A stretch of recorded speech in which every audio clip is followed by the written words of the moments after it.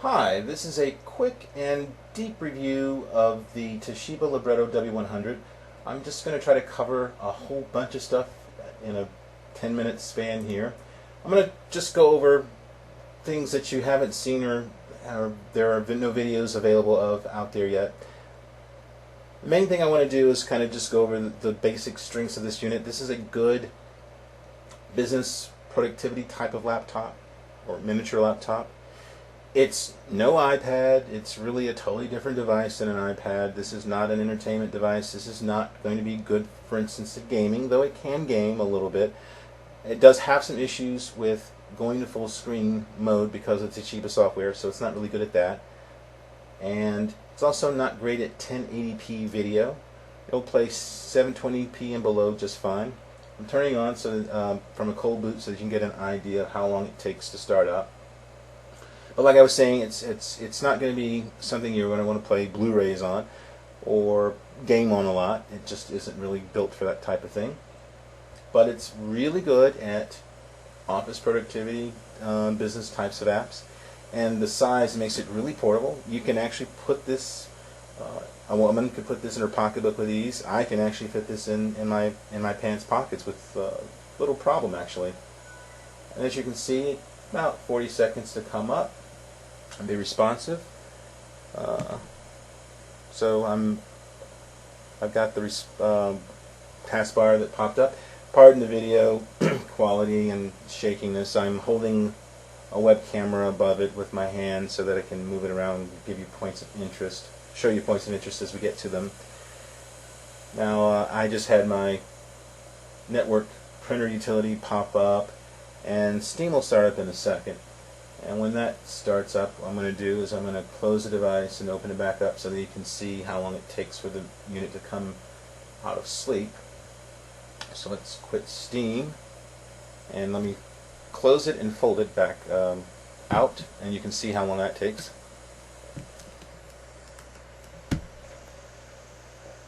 Folds like a book very nicely. Libretto means little book in Italian.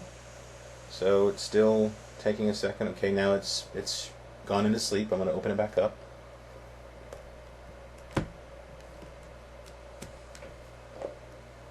And as you can see, as soon as I opened it back up, it was ready to go. So that's very nice and fast. I'll hit the button here and I'm back in. Works great. Now I'm going to load up a bunch of apps here to kind of show you just how much power this puppy has. It's pretty fast. There's a web page coming out of start, cold boot. Because of the SSD, it's actually faster than a lot of desktops out there. Next, I'm going to bring up Microsoft Word, and as you can see, once again, loads up very nice and fast there. And I'll open up a document here.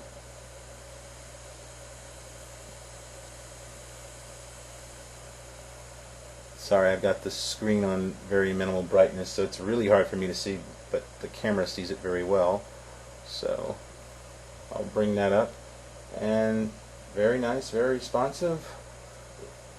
Word, the Office 2010 apps have a bit more touch friendliness than the previous versions. For instance, I can do pinch zoom in and out. It's not iPad-like smooth, but very practical, very useful for when you want to zoom in on stuff, especially on this size of screen. As you can see, I've got it split across two screens now. I'm going to change that back over to one screen. And then, of course, I can bring up the keyboard. And this is when this unit really shines. This really is like a miniature laptop. And this keyboard, because of the haptic feedback, actually has a nice feel to it. It's much better. The haptic works very well on this device. It's actually quite a bit better than you'd experience on a mobile phone because of the size of the device. It has a nice solid feel when the haptic engages. And I actually like this keyboard. I've typed on it. I actually typed this document up. And no, I'm not a touch typist. I'm pretty good, about 60, 70 words a minute. kind of a self-taught hack and or hunt and peck type of guy, but I can get decent productivity out of this. I wouldn't want to write the next great American novel with it, obviously, but for starting up a document or editing an existing document on the go, this thing is really great. And you also have the little touch pad here, which is really nice if you want to do things like cut and paste and select text. It's just going to work better than a finger, no matter the device. The mouse is just better at that type of thing. One thing I did learn, as a quick note, you can double click the keyboard button, and that will engage the keyboard, or excuse me, the mouse. A single click engages the keyboard, a double click engages the mouse, a double click toggles it back. Now, I'm going to bring up Paint, and then I'm going to bring up, I want to load up a bunch of apps to show you a couple of cool features. I'll bring up the Nook PC client.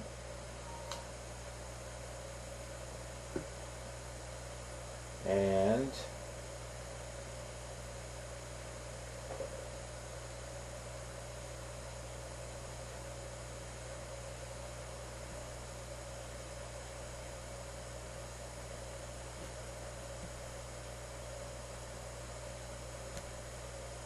well, that didn't work so well the first time. Let's try it again.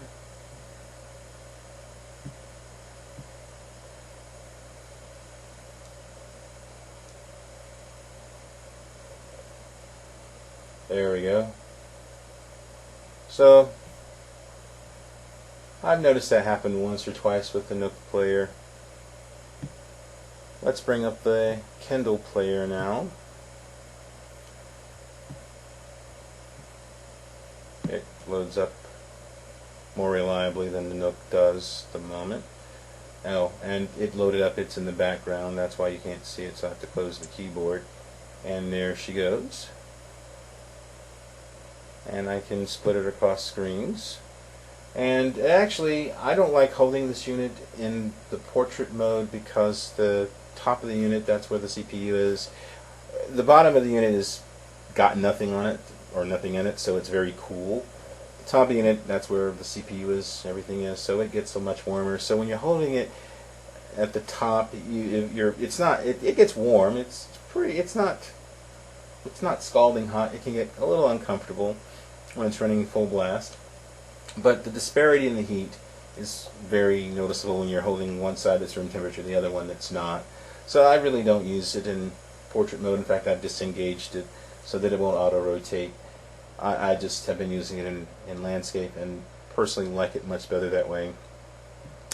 Now let's load up another Office app. Let's load up Excel. And so, as you can see, that works great. Now, as you notice, the little taskbar thing here, this is that divider that pops up in Windows 7 now when you have too many windows on the taskbar to manage switching between apps. It's a little tough, especially on this small screen, to touch with a finger. Toshiba added a nice little utility that makes that a lot easier to manage.